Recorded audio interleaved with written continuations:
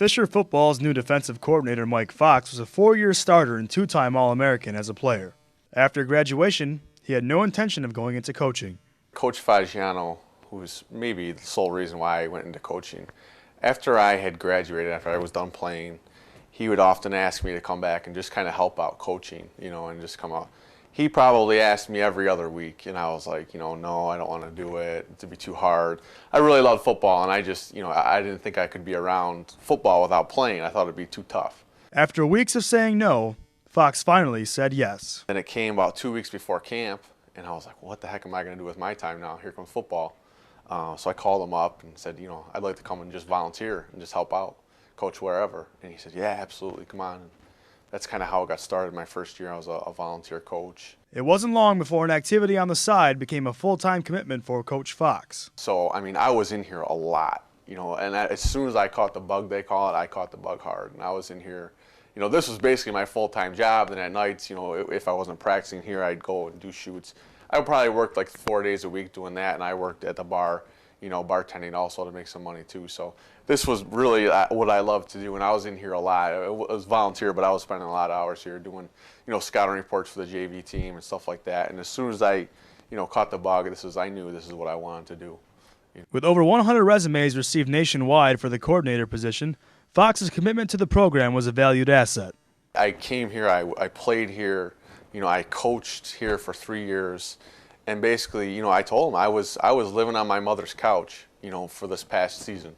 I went home, traveled a half hour every single day, and couldn't afford my own place. Went home every day and just slept on my mom's couch, and I wouldn't have changed it for the world. So I think they knew. I really stressed the point that it's important to have a coach that the kids really care about the program. And the coaches want to find someone, and the athletic staff wanted to know that I really cared about this program. I think they saw that in me. I have a great deal of passion for the game, just football in general. And I've kind of transferred that from playing over to coaching. I think they saw that. A sense of continuity concerning the program's success was also important.